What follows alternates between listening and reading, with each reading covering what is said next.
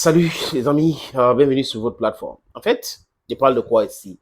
Je parle de la sortie du professeur Kounvondo. Professeur Kounvondo fait partie du COMEX, dont il est membre du comité exécutif de la Fédération camerounaise de football. Il est resté égal à lui-même. Il raconte les choses qui se sont déroulées à Luanda avec Marc Brice. Le professeur Kounvondo dit que Marc Brice, à l'aéroport, a confisqué le passeport de joueur et que, selon les textes, le sélectionneur n'a pas le droit de faire cela. Mais Marc Brice a confisqué le passeport avec la complicité de certaines personnes qui travaillent au ministère des Sports et de l'Éducation physique.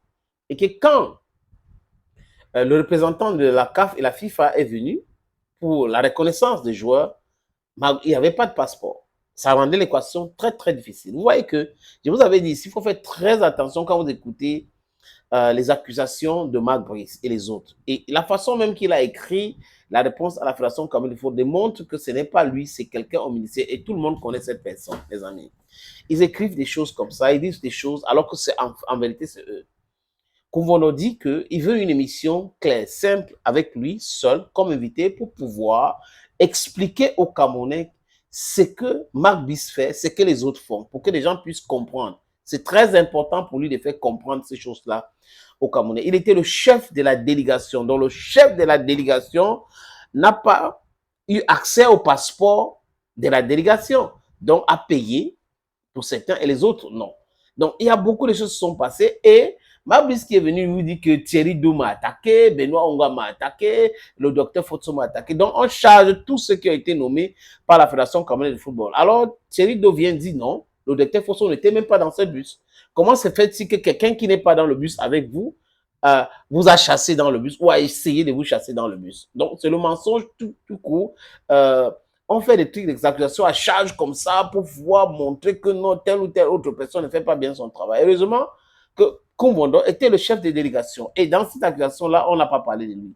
Et on se rappelle de cette altercation entre Koumbondo et Marc Brice. Et c'est que Marc Brice avait dit concernant la Fédération camerounaise de football. Dans leur tête, c'est que la CAF devrait suspendre Eto'o-Fils à vie. Et ça n'a pas marché. Donc, ils avaient déjà leur calcul. On va à la CCA. Bon, CCA, après, vous dit non, ça ne cadre pas avec le droit. On part au TAS. Le TAS, le tribunal arbitral des sports, vous dit non, non, non, il y a un problème. Non, il n'a pas tort. Vous allez convoquer la CAF avec Patrick Moutsepe, avec le monnayage et tout ce qui est avec. Aujourd'hui, vous voyez la CAF qui est en difficulté. Parce que les textes sont là, il faut respecter simplement les textes. Ceux qui ne respectent pas les textes, on va les mettre devant le fait accompli. Et c'est ce que la Eto'o-Fils a fait. Vous voyez, ils ont pensé que c'était si facile que ça. Donc, Kouvono parle de Marc Brice. Et aujourd'hui, Kouvono dit que si le ministre, moi, le combi, veut être président de la fédération, qui vient mettre sa candidature? Il n'y a aucune loi qui lui donne l'autorisation de choisir les stades. Il n'y a aucune loi qui lui donne l'autorisation de gérer une réunion préparatoire à l'équipe nationale. Il n'y a aucune loi. C'est ce qu'il faut qu'on dit. Il n'y a pas de texte. Il veut, si les gens ont les textes, qu'on lui produit ces textes-là. Qui disent d'abord, c'est le ministre qui a le droit d'organiser les réunions préparatoires par rapport. Il faut qu'on lui explique cela. Vous voyez, les amis, que les gens qui disent qu'ils sont des juristes, ils aiment le droit, ils n'aiment pas le droit. Ils n'aiment pas le droit. Ils ne sont pas dans le droit chemin. Ils aiment le chemin tordu. Parce que dans ces chemins tordus, ils peuvent retrouver leur compte. Ou, bon, you can say whatever you want, but these people are just like that. They don't like, they're not correct in the way they're doing their things. They don't like justice. They're haters of justice, and they like to brag. They love bragging. Like, well, okay, I was appointed by a presidential decree. I was appointed by a presidential decree and all that. That's all what they want.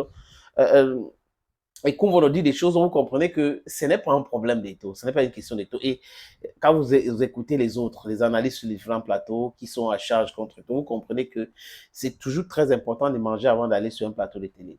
C'est toujours très important d'être un journaliste qui peut manger 2 fois, même 2 fois par jour, avant de faire son travail. Parce que sinon, si la famine vous guide, hein, le monnayage va guider votre réflexion. Je répète, si la famine guide quelqu'un, le monnayage va guider sa réflexion. Parce que celui qui vient vous donner la nourriture va certainement guider votre façon de penser.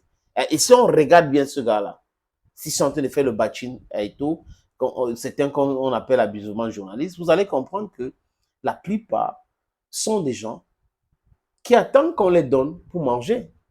C'est ça le truc. C'est-à-dire qu'il faut que j'insulte Eto pour qu'on me donne l'argent pour manger, pour payer mon loyer. Si je ne fais pas ça, ça sera difficile pour moi. Vous pensez que quelqu'un qui attend d'être payé parce qu'il insulte Eto peut réfléchir normalement? Non. No, no, no, no, no. It's totally, it's impossible. It's virtually impossible. Thank you, friends. This is Senator Cletus, aka Jawi Moses. You're welcome.